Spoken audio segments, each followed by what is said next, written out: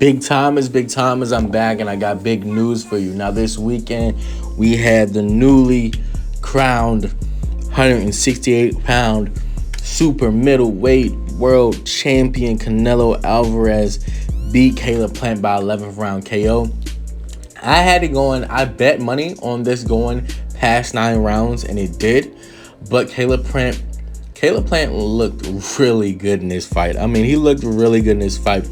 You can tell the pressure of Canelo was getting to him, but you can also, where he had his moments, you can see that. You know, a lot of the same punches that Floyd Mayweather landed on Canelo in their fight, Caleb Plant was also able to land some of those same shots. I'm talking about that shoulder roll with the right counter. I'm talking about a nice stiff jab that he had. But you aren't 57-1. A 4-weight division world champion. 3 of those weights you were able to unify it in and become undisputed at 168 and not be really fucking good at your job.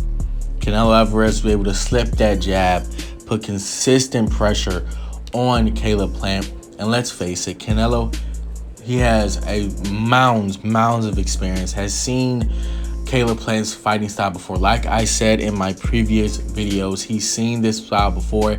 Larry Lara used it, Floyd Mayweather used it, and he was just hitting Caleb Plant all over, especially going to the body until the fatal left hook came and Caleb Plant dropped that right, and that ended the night for him. And now the question that's on everybody's mind is, what's next for the pound for pound king? And I'll tell you what's next. It's David Benavidez. If you do not remember David Benavidez, that is okay. His title was stripped because of his cocaine usage. He was one of the youngest champions of this era. He won the belt at the tender age of 20 years old. So he was just young when he caught the belt, and you know, it was a lot of fame, a lot of popularity that he just couldn't handle at the time. But now he's matured at the age of 24, and I think that he's gonna make some serious noise if he gets to fight Canelo. Now, does that mean I think he'll beat Canelo? Absolutely not. I think he's still too young, and I think Canelo has chopped down taller fighters before. We've seen it with Colin Smith. We even saw it with Caleb Plant. Caleb Plant was the same height as David Benavidez at 6'1". So we've definitely seen Canelo chop down taller fighters before, and I think he'll be able to get inside of David Benavidez. But for pure entertainment, this will be a great fight. David Benavidez has fast hands. David Benavidez can walk you down, and he has a power jab. He has a thudding power jab. So he's definitely someone that could cause Canelo some problems. But on the list of names of potential opponents, David Benavidez is number 1 on that list. Number 2 would be Jamel Charlo.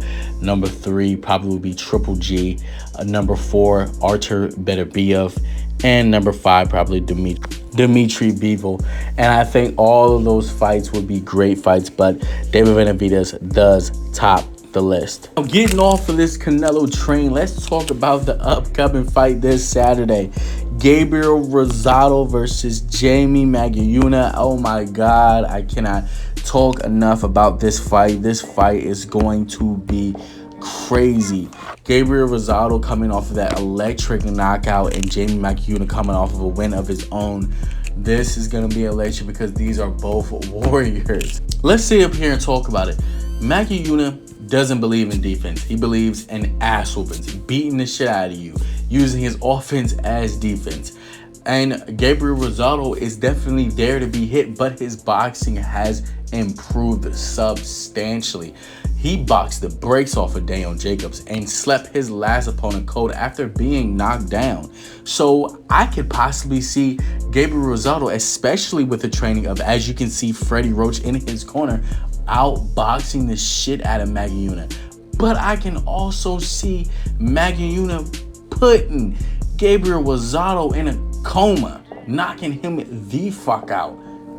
This fight is a 50-50 fight. I will say it again, it is a 50-50 fight. But if you had to give someone a slight edge, you have to go with Jamie Maguiuna. He is the younger fighter. He is a physically stronger fighter, in my opinion. In my opinion, he looks like the stronger fighter, and I do believe he holds the power differential between him and Gabriel Rosado. if you're Maggie, you definitely want to use this as a stepping stool, as an opponent that you can move on from, and that you can kind of break that world level type into. This is going to be your break into a title shot. You know, this is where you now, after this fight, you challenge the Charlos and you challenge the Benavidez and the Boo Boo Andreas for that title shot. I mean, we're at 160 pounds. This is going to be that breakout fight for you.